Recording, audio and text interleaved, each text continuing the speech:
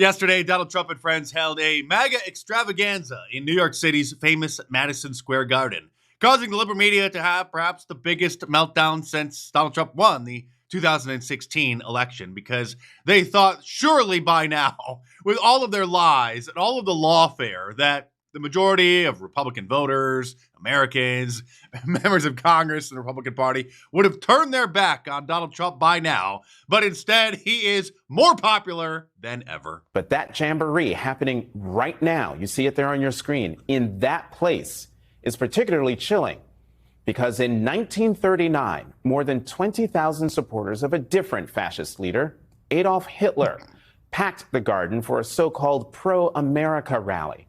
A rally where speakers voiced anti-Semitic rhetoric from a stage draped with Nazi banners.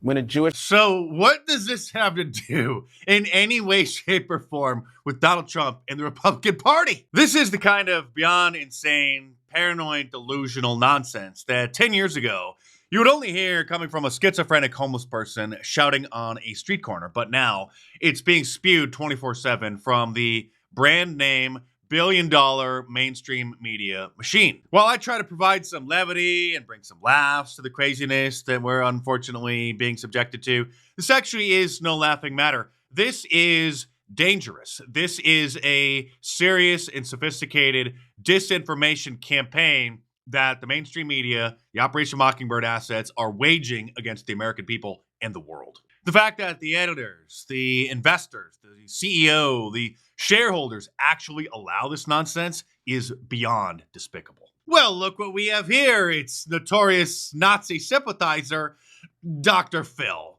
And this was the first Nazi rally in the history of the world to feature a Jewish speaker, a black speaker, an Indian speaker, Latino speakers. It was the most diverse Nazi rally ever. You know something, Trump maniacs? I don't see no stinking Nazis in here. I don't see no stinking domestic terrorists in here.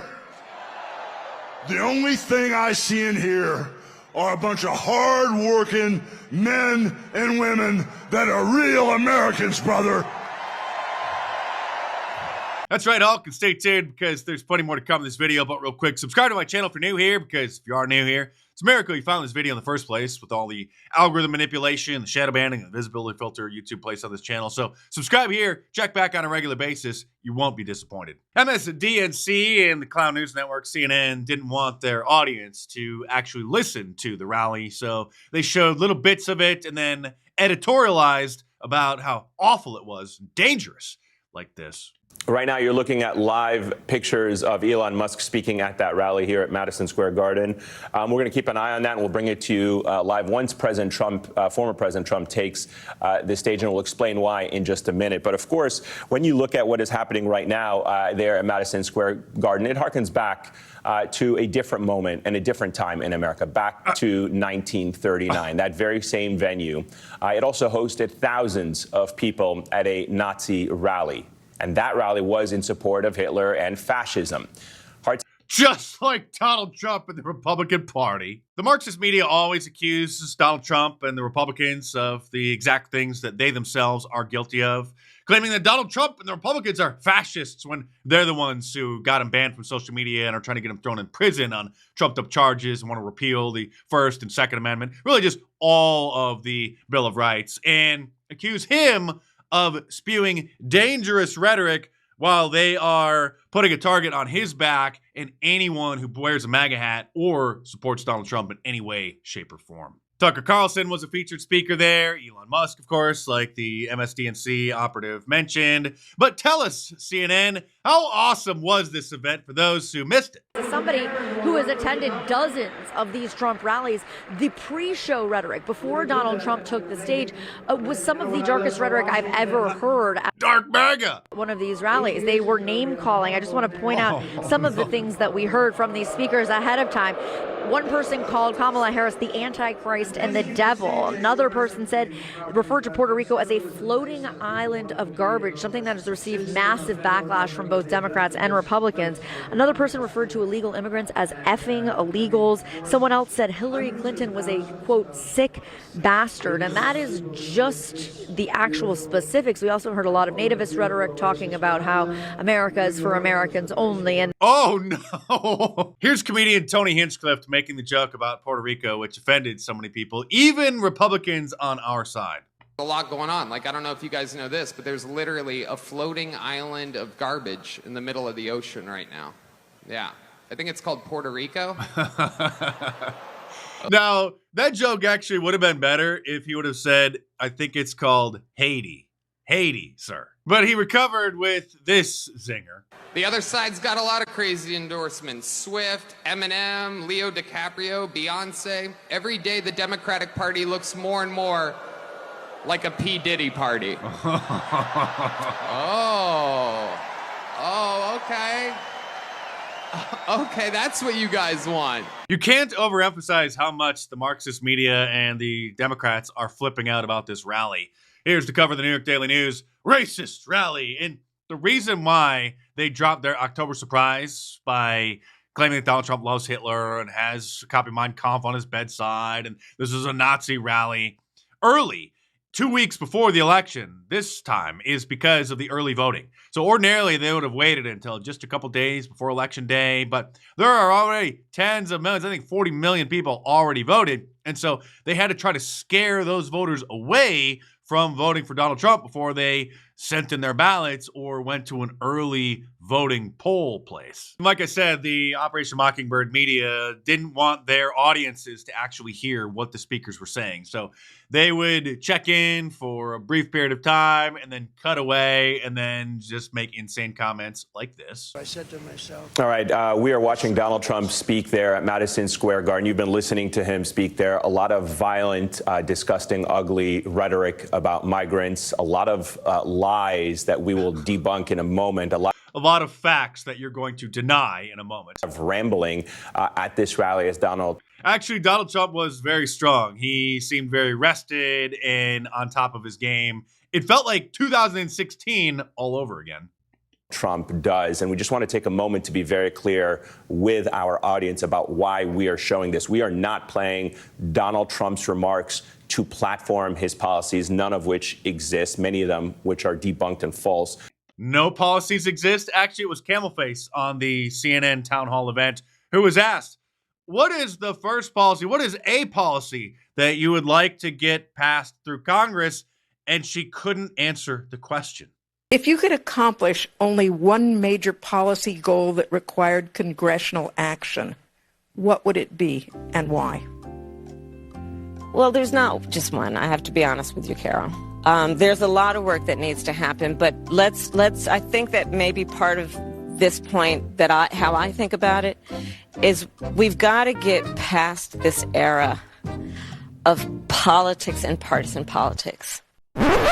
We are playing his remarks today on a day full of rage, anger, lies, hate, racism, xenophobia, homophobia. So you could hear this, his closing message in his own words directly from the man, what he is promising to do if he is given as a second president, if he is given a second term. But you're not actually allowing the audience to hear directly from him. You just have him muted on the side of your screen while you are attacking him, sir. Let's take a brief moment and just listen to what Donald Trump was saying himself instead of what the fake news claims he said. I'm announcing a new policy today that I will support a tax credit for family caregivers who take care of a parent or a loved one. It's about time that they were recognized, right? Nice. They add so much to our country and are never spoken of, ever, but they're going to be spoken of now. Thank you all very much. This is beyond brilliant because everybody's familiar with the child tax credits. You can claim your kids as dependents and get your income tax lowered a little bit. And now, under the second Trump administration, you'll be able to lower your taxes if you're helping to take care of one of your elderly parents. Genius. Something the Democrats thought was genius, however, which, as you'll see, is beyond moronic, was having Tampon Tim become a gamer and live streamed himself playing video games yesterday with AOC on Twitch, which is a live streaming platform best known for gamers. Some people do political commentary and content on there as well. Some gamers talk politics while they're playing a game. And so it's sort of like what I do here, where I have videos and the articles and my head's in the corner commenting on it, but people play video games and then their head is in the corner. And so here they are playing Madden football, complaining about Donald Trump live on Twitch. No, and I keep going back to this. This Project 2025 from Personal Freedoms. I think a lot of folks on here are kind of independent folks, independent thinkers about things. Why would you want the government telling you what books to read or what doctor to see or how big your family can be? That kind of stuff is ridiculous. Okay, I'm sorry, but Tampon Tim and AOC streaming on Twitch, trying to connect with the kids is ridiculous. And since Tampon Tim is missing basic male anatomy, he couldn't bring himself to actually call the Trump Madison Square Garden rally a Nazi rally. Instead, he just had to allude to the 85-year-old event that they're trying to link Donald Trump to. Donald Trump has descended into madness over the last few weeks. And I think some of you don't miss on this. Go do your Google on this. Donald Trump's got this big rally going at Madison Square Garden. There's a direct parallel to a big rally that happened in the mid-1930s at Madison Square Garden. And don't think that he doesn't know for 1 second exactly what they're doing there. He's holding a political rally in New York City, sir. It has nothing to do with a rally that happened 85 years ago from a different political party. The Kamala campaign is in such shambles because the honeymoon period from when the coup occurred and they forced old Joe out has long since passed. And they know that no normal men, no straight men are going to vote for her. And so they're scrambling to try to make her more cool and appear like she's just one of the guys. Here she is in a bar, drinking a beer or having a beer, sitting on the counter in front of her, pretending to drink a beer with Michigan Governor Gremlin Whitmer. It's hard to understand there, but she said that they need to make more ground with the men. Oh, we have microphones in here listening to everything. I didn't realize that. Okay. So, well, you'll now bleep you tell my us. F words. We just told all the family secrets. Isn't Kamala cool? She drinks beer and she curses too. And let's not forget that the theme of her campaign was joy. Remember? It was supposed to be joy and fun after the horrifying train wreck of Joe Biden being the nominee. When they forced him out, there was such tremendous relief. And the joy has turned into despair. Weeping may endure for a night, She's unveiled her latest accent. but joy cometh in the morning. The path may seem hard, the work may seem heavy, but joy cometh in the morning, and church morning is on its way. I'm sorry, but if this represents the Democrats when they're joyful, I'm going to start praying extra hard that Donald Trump defeats her next Tuesday on November 5th so that we can have our cup runneth over of liberal tears once again. Vote early, vote now. And if you haven't voted, then do a quick internet search, do a Google search for your city's local Republican Party voter guide and print that out or bookmark it, because they'll have endorsements for a lot of the positions that don't have party affiliations next to their name. Because unlike the people who are running for the Senate, the House, the president, some of the positions like school board, the judges, etc., city council, don't have party affiliation next to their name. So they've done all the research for you. So you may not know who any of these people are. If you don't have the time to research them and find out who the Republicans are and who the communists are, your local Republican Party has already done the work for you. So look up the voter guide, do it now, stay tuned, and I will see you soon.